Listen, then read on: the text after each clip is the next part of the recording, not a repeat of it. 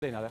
Adrián, por todos los datos, esto lo hacemos para tener una dimensión de cuando te hablamos, ¿viste? Porque en la macro te hablan del dólar, que aumenta el dólar, que el riesgo país, que las LEVAX, que las LETES. Nosotros no tenemos eso. Lo que tenemos es aquello que no lo podemos comprar. Carlos Heller, buenas noches. Alejandro Mendieta, gracias por estar aquí los dos. Un gusto. Bueno, hoy, además del dólar disparado, ¿verdad? Una serie de medidas que tomó el gobierno nacional.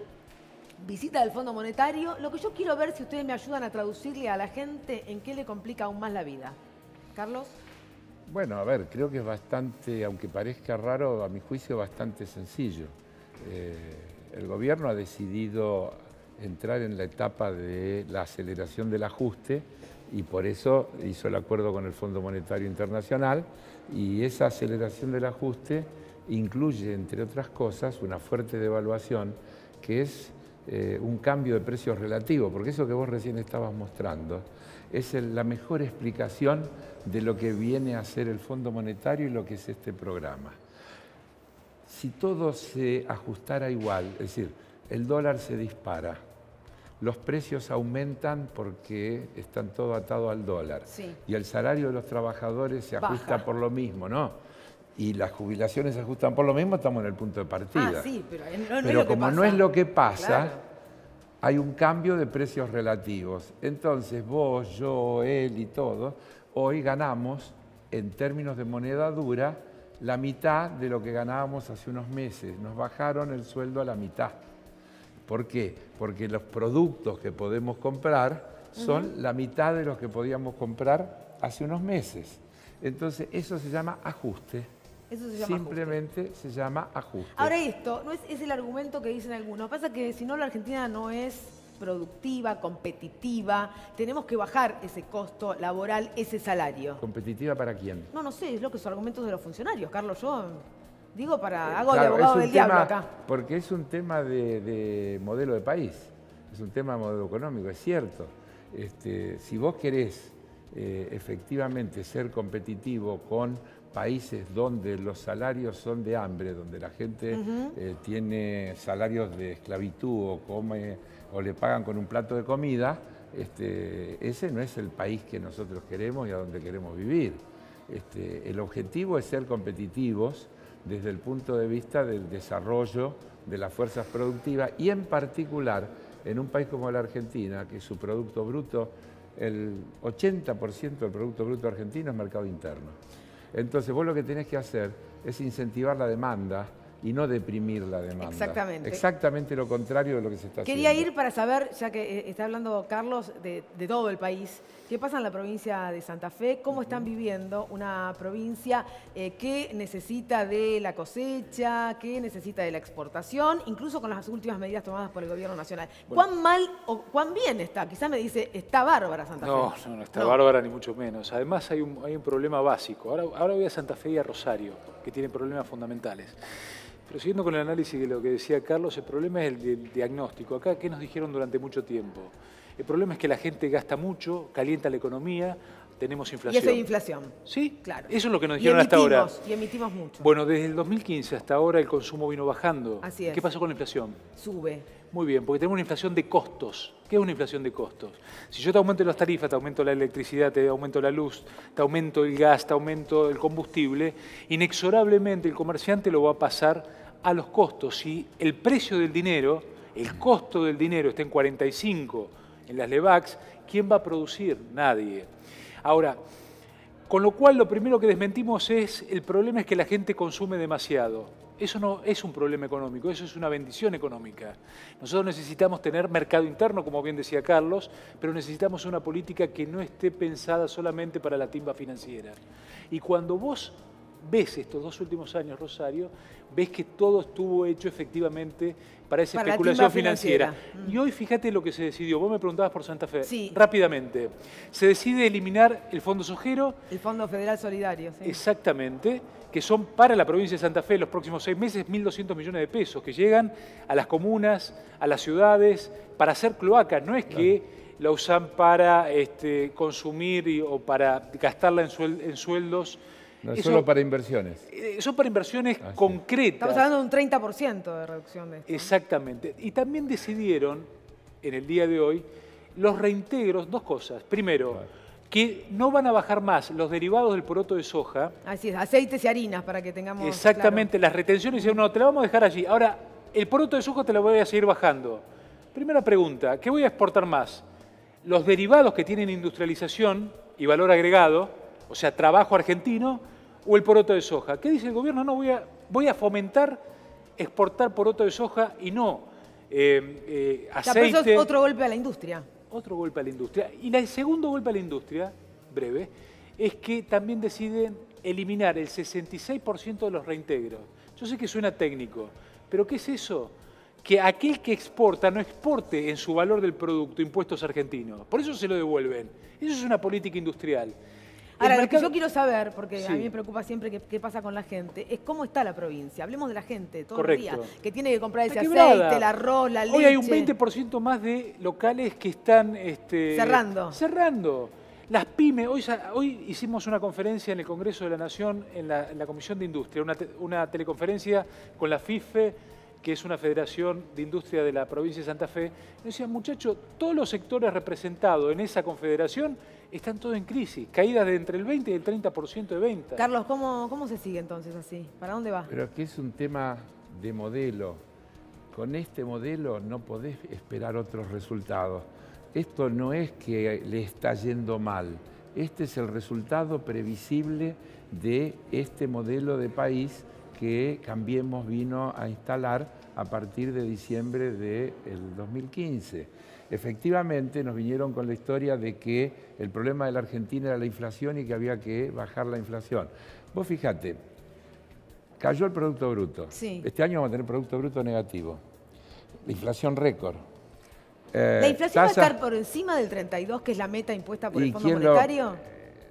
No. El Fondo Monetario puso como techo 32 y si no, nos tenemos que sentar otra vez a charlar. Tenemos que sentarnos a charlar Sí. y nos van a decir qué otras medidas tenemos que tomar. Ahora se están yendo a Wall Street, pero Carlos, vos para sabés- explicar que pueden contener el dólar y para generar confianza. Sería bueno que lo expliquen acá, ¿no? Yo lo que creo es que el plan... A los inversores de acá, porque Claro. los de afuera no van a venir. Perdón que te No, interrumpí. no van a venir. No, pero no importa. No van a llevar la Yo inversión. te voy a decir ¿no? cuál Digo, es, ahora- a mi juicio, el plan. El plan es que de acá en adelante el dólar se ajuste como la inflación, que no se les vuelva a atrasar. Porque ellos en un momento lo usaron como ancla y les salió mal. Quisieron usarlo como ancla antiinflacionaria y fracasaron. Ahora lo van a dejar que vaya como la inflación. Entonces, ¿qué pasa? Lo que yo te decía antes, Rosario. El dólar se ajusta por la inflación, pero la inflación se ajusta por el dólar. Y entonces es un círculo vicioso que se realimenta a sí mismo, pero mientras tanto hay una variable que es la que no se ajusta. Las jubilaciones se quedan atrasadas, Así es. las asignaciones familiares se quedan atrasadas, la asignación universal por hijo se queda atrasado, los salarios públicos están con 15% Han perdido. de aumento le han dado a los empleados públicos, así que si termina en 32, pensá cuánto están perdiendo, además de los puestos de trabajo que se pierden. Ahora, todo esto es más conflictividad social. Todo esto es más conflictividad social y es como yo decía siempre en la época de los 90, cuando alguien me hacía la pregunta que te falta hacerme. ¿Cuánto se aguanta esto? Claro, yo decía, Claro. el límite del ajuste es la capacidad de resistencia a los ajustados. Es decir, no hay límite. Es un error creer que esto tiene un techo. El ajuste es infinito si no resisten los que sufren las consecuencias del ¿Sabes por qué ajuste. yo pregunto esto? Porque acá todos los días Pero- hacemos móviles donde la gente pobre que atiende a otros pobres Sí. les dan de comer como pueden. Cada vez hay más personas que van a los comedores, Sube el número los de gente, chicos, y lógico. que van a almorzar y van a cenar. Lógico. Entonces, Y junto con eso sube la cantidad de locales que están cerrados, Sí. de comerciantes que cierran porque no venden. Y eso significa no solo que esos comerciantes están mal, sino que despiden a los trabajadores bueno, que ahora tenían, voy con el pero otro a la vez argumento. Esperá consumen que les menos. digo. El otro argumento es, esto pasa porque se robaron todo. Sí. Claro, pero yo te voy Bueno, a pero decir... estás exactamente igual que antes. Claro. Ahora, volviendo al tema específico de la gente de todos los días que vos decías. Ahí tenemos los elementos básicos que vos decías de una canasta básica Sí. ¿Por qué no le sacamos el IVA y controla el Estado Nacional el precio? Pero me dejás decir O sea, una el cosa. estado del mercado... Perdón, Pero no les ese gusta mercado que controlar resuelve- precios, no, ¿Cómo? no es una política de Bueno, control de precios. pero en que algún exista. momento tenemos que entender, así como no era una política... Por lo general no funcionan igual. Las políticas de precios, yo te digo la verdad, No, pero no es son, una es un política, ratito y se pero- desbanda. En algún lugar ahí A ver, hay un esto no desfasaje es entre una el productor política de y mi precios, bolsillo. pero no es Rosario. una política de precios. Acá lo que estamos hablando de 12 productos. Acá estamos Pero hablando de un estoy modelo de diciendo- país. Claro. Pero estamos hablando de que el 30% está por debajo del nivel de la pobreza. El grado de dramatismo, más allá de lo de las pymes que hoy recibimos, que están quebrando, que no pueden pagar la factura de luz, de gas, la de los jubilados que vos me estás diciendo, lo que estaba reclamando era 13.000. Hoy un jubilado está en 10.000 pesos, ¿no? Entonces digo, poder controlar o buscar algún paliativo. Cuando nosotros logramos ponerle un límite a los aumentos de tarifas, ¿qué hizo el gobierno nacional? Lo vetó. ¿Qué fue la consecuencia posterior? Como ahora no lo pueden actualizar por dólar, porque sería imposible, nos dieron Igual una están, razón a lo que le estamos previstos, diciendo. igual están previstos otros aumentos. Sí, Carlos. No, que siguiendo en esa línea, el gobierno no va a cambiar si no hay, por otro lado, una fuerte resistencia. No es un tema que esto se pueda resolver de otra forma. Acá hay que pensar que para meterse con los precios no alcanza, a mi juicio, con esto, que está bien, pero es un paliativo. Acá hay que intervenir en la cadena de valor. Bueno. Acá de una vez por todas hay que saber por qué quiebran los productor y mi productores bolsillo. lecheros Claro. y la gente no puede comprar leche Claro. en el supermercado. Acordate que nosotros sancionamos 4 leyes en el 2014 que tenían que ver con intervenir en las cadenas de valor.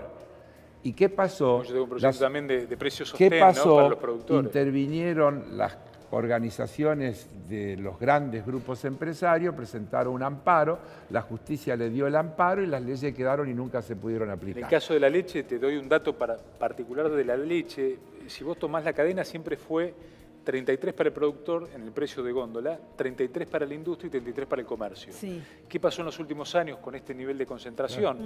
Tanto la industria como las grandes superficies se quedaron con un gran margen para los productores. ¿Qué decíamos nosotros? Que el precio de venta de leche en los supermercados, con un promedio que vos Hay puedas que entrar sacar, en la cadena de valor y le a ver das- dónde están le das los- un porcentaje al productor. las Bueno, distorsiones. pero a ver, Quiebra. con esto quiero Y decir algo. Yo me administrar la acuerdo cadena. un exministro Es lo del mismo que en anterior la actividad gobierno financiera. dijo Hay los- que dar crédito subsidiado, como Sin era el duda. crédito de inversión productiva, orientado a que vos compres A la una máquina Pero o Carlos- amplíes La la producción. planta para Carlos, acá producir. tuvimos un ministro del anterior gobierno que dijo los supermercadistas son unos chorros. Lo dijo el ministro del área.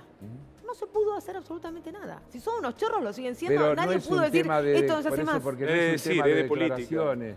Por eso yo te digo que en el Parlamento sancionamos instrumentos para poder hacerlo y la justicia hizo lugar a los amparos y esos instrumentos quedaron La ahí ley de varados góndola. y nunca se pudieron utilizar. Este es el problema. Pero vos dijiste al pasar una cosa que yo no quiero dejar de recoger. A ver. Mirá, estos muchachos que dicen que el problema es que se robaron todo, Sí. tendrían que explicar qué pasó, porque cuando ellos agarraron el país no tenía deuda. Cuando ellos agarraron el déficit fiscal era más bajo que el que había ahora. Cuando ellos agarraron el Producto Bruto estaba más alto que ahora. Cuando ellos agarraron había menos desempleo que ahora. Si todo eso era robándose un PBI completo, ahora estos que no roban nada, tendríamos que estar fenómeno. Resulta que nos endeudamos, creció el desempleo, crecieron los precios, se perdió el bajó poder el valor de adquisitivo. las jubilaciones, bajó el valor de la asignación universal, recortaron en ciencia y tecnología, recortaron en educación, recortaron en salud. Pareciera que el problema es otro, pareciera que hay un problema de modelo, vuelvo, de política, que no se puede resolver con la excusa de que se robaron todo. ¿Y No es cómo- cierto. ¿Y cómo creen que repercute esta causa de los cuadernos, exfuncionarios tiene admitiendo que repercutir. un sistema de cobro de sobornos a distintos empresarios y afirmando que esto era conocido por los expresidentes? Yo te voy a decir lo que yo creo. 3 cosas te voy a decir. Primero, el Club de la Obra Pública en la Argentina viene Sí. de la época de la dictadura militar. Sí, Antes también. Pero ahí se Ahí sí institucionalizó fuerte. es lo que le preguntábamos al diputado Lipovetsky. Ayer estaba mirando, y es fácil entrar, hoy la tecnología nos da algunas cosas, te invito a que lo hagas. Hay un reportaje de Neustadt a Macri padre, Macri hijo, hablando de la patria contratista en 1989, donde incluso el padre dice, bueno, los empresarios a veces somos un poco pícaros y aprovechamos. Lo podemos buscar, producción. Podés buscar, es facilísimo. Poné Tiempo Nuevo, Neustadt, Macri, Patria Contratista y te sale, vamos lo tenés a escucharlo, y si lo tenemos, lo lo podés escuchamos. poner al aire que es muy interesante. La cartelización de la obra pública viene desde siempre. Primera cuestión. Segunda cuestión, el financiamiento de la política. Es otra cuestión inherente al sistema. Acá le ha pasado, mirá al mundo, acá hay que resolver de una vez por todas y de fondo el problema del financiamiento de la política. Porque yo te pregunto a vos mirá la campaña, después viene la campaña, de la fuerza que vos quieras, ¿de dónde salió la plata? Y de Alguien la algún pone, lado sale, sí. Alguien la pone esa plata, porque si no, ¿cómo se hacen las campañas electorales? Entonces, ¿sabés lo que hay que hacer de una vez por todas? Pero entonces todo nuestro sistema político admite esto. Claro, pero hay una hipocresía luego en el momento de esta discusión. Entonces, ¿sabés cuál es el tema de fondo? A mi juicio, hay que resolver el problema del financiamiento de la política como un gasto público. No tiene que haber financiamiento privado, ni debe ser posible. Sale del presupuesto. No debe ser posible que un señor, porque es rico, se pueda bancar una campaña. Entonces, las campañas deben bancarse como un servicio público. En Brasil es así. Como un servicio público. Entonces, en Brasil es así. En Brasil es así. Bueno, Brasil ha tenido, pero Brasil igual ha tenido muchos líos. Bueno, la tercera. Que ese es el otro espejo que también nos tenemos que mirar nosotros. Sí, la tercera es que a mí no me parece mal que la justicia investigue. No, claro. Lo que me parece mal es que una justicia que actúa de una manera tal que a uno le hace dudar de que sea verdaderamente justicia. El principio universal de la justicia, no el argentino, el universal es el principio de la presunción de inocencia y la necesidad de la construcción de la prueba que demuestra que vos cometés un delito. Rosario, déjame contestar también la misma pregunta con algunas cuestiones puntuales. La primera, digo, no alcanza solamente con gestos de decirlo, la gente está harta. Creo que mucha de la clase dirigente no termina de comprender el grado de hartazgo que tiene el pueblo en general, la gente, como queramos llamarlo, de la clase dirigente, porque hemos fracasado en los últimos 30 años. Primer tema. El segundo, si tenemos y queremos leyes de anticorrupción, nosotros las pusimos en el Congreso y les pusimos. La ley de extinción de dominios nuestra, la hicimos con Sergio Massa. Nosotros dijimos que cualquier hecho de corrupción no es excarcelable. Y el tema de los fueros, nosotros dijimos hay que renunciar a los fueros, porque no puede ser un privilegio de ningún político. Si la política es el ámbito en el cual yo mantengo mis privilegios para que no me llegue la investigación. Alejandro, no impide el fuero que te investiguen. No. Te investigan igual con te o investigan sin igual. fueros. Sí, te investigan igual, de pero hecho, si hablamos del caso de la expresidenta, permíteme que te diga esto, sí. Si hablamos, porque me parece, el caso de la expresidenta, estuvo está claro, sin fueros. Se ha morigerado el tema de los fueros. Ahora, si yo quiero allanarte, yo no lo puedo hacer. Ahora, todos somos iguales ante la ley y nosotros tenemos que estar y enfrentarnos como un ciudadano común. ¿Cuál es el problema de los fueros? Los fueros fueron pensados para que efectivamente no te persigan por tus opiniones, no para hechos de corrupción pasados. Si a mí me investigan o me quieren llevar a la justicia por un debate en el Congreso de la Nación, en el cual participamos y puedo denunciar, obviamente que tiene que ver con mi función como legislador. Ahora, si yo efectivamente robé antes de sentarme como diputado, ¿cuál es el sentido de que yo tenga un fuero? Primero hay que probar si robaste. Muy bien. Y ahí tiene que actuar la justicia. No alcanza con que los medios digan que vos robaste. Está claro, eso es el juicio de la opinión pública. Claro, no alcanza. Y nosotros necesitamos que la cada uno viene justicia... acá y te dice que vos robaste. Muy bien. Y por eso tenés que renunciar a tu fuero. Necesitamos que la justicia sea creíble, necesitamos que sea expeditiva y necesitamos sacarle la plata a los ladrones. Y eso es extinción de dominio. Una vez que tenés probado que has sido un ladrón. No, que yo tengo que... Perdón. A ver. Porque es una figura diferente. Nosotros lo que estamos diciendo es...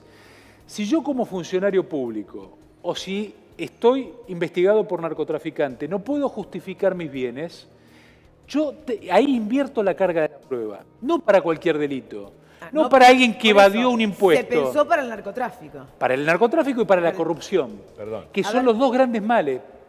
Y si yo no puedo demostrar el origen lícito con el cual me hice de un determinado bien, lo que ocurre es que en realidad caduca efectivamente el título que yo tengo sobre ese bien, con lo cual no es una expropiación que tengo que terminar el proceso. Si yo no lo puedo explicar, es porque efectivamente no me corresponde. Carlos. A mí me parece perfecto que lo que no se puede explicar tenga ese destino. Lo que yo cuestiono es la presunción y la condena pública a través de las campañas mediáticas y que en definitiva vos te enteres a la mañana de lo que el juez va a hacer a la tarde y que vos sepas por trascendido... Eso es persecución política, eso estamos de acuerdo, claro, pero tenemos que empezar a dividir en algún lado porque nos va a llevar a todos puestos. ¿Cómo te sentirías vos cuando vieras a alguien que toda la causa le cae al mismo juez? ¿No te parece raro? El bolillero ese debe estar medio Está bien, torcido. Acá el problema que tenemos es que los mismos empresarios dicen yo participé en esa maquinaria. Claro. Entonces acá ya hay cambió. Decime una cosa. Ahora después veamos... que sería muy interesante que esos empresarios tuvieran que explicar. Totalmente. Entonces no sería... Lo van a tener que explicar porque el senador Solanas los acaba de denunciar por el supuesto evasión fiscal y lavado de activos. Pero no sería lo mejor que se haga una gran auditoría de la obra pública integral, en los últimos 40 años. La obra pública de los últimos 40 años. La estatización de la deuda que lo tenía Cafiero hace años.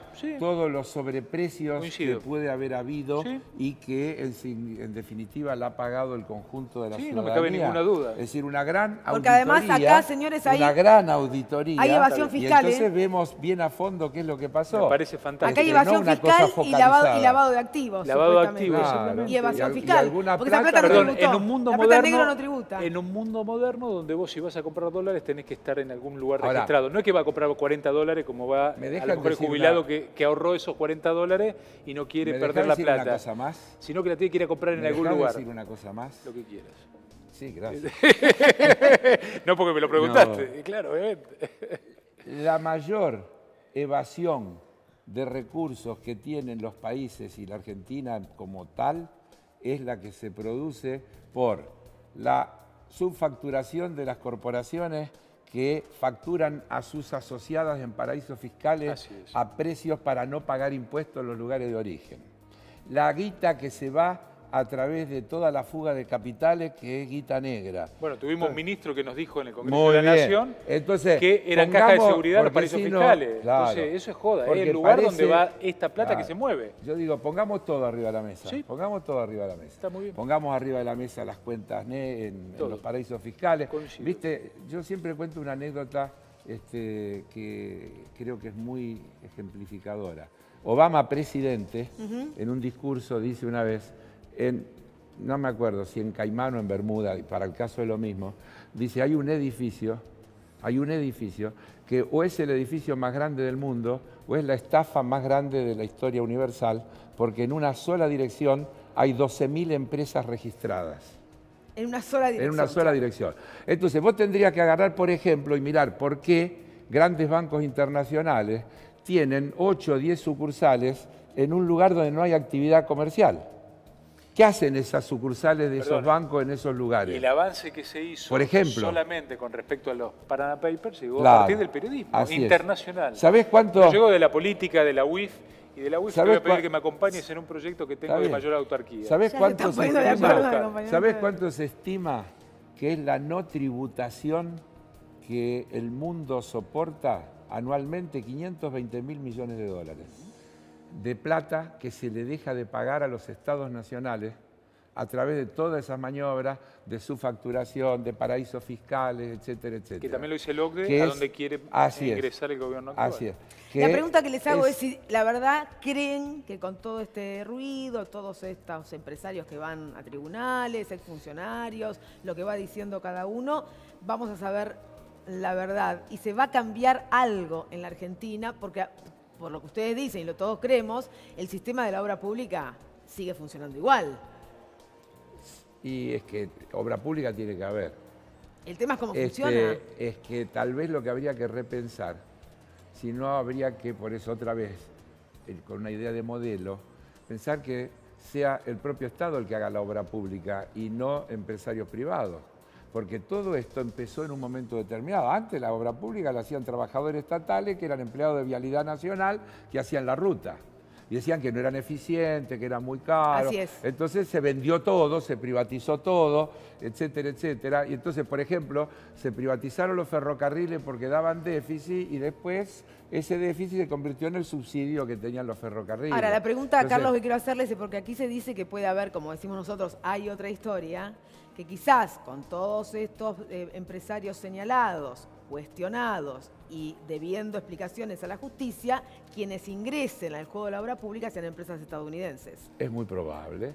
Y Puede si llegar a querés ocurrir. comp- Ahora, también es cierto, perdóname, que tampoco podés ocultar todo a partir de ahora. Es cierto lo que vos decís. Pasó en Brasil y si seguís la secuencia de Brasil, quedan todos inhabilitados. Ahora, lo que también ocurre es que estamos descubriendo efectivamente cuál era el ducto en el cual se iba infinidad de millones de dólares. Digo, no es que estamos discutiendo una presunción, una denuncia de alguien que habló Y la con la otra Virgen pregunta María. es dónde está el dinero. Porque Y hasta que- ahora y que tenemos si gente además que sabemos dice, dónde está el dinero, ¿dónde está la plata?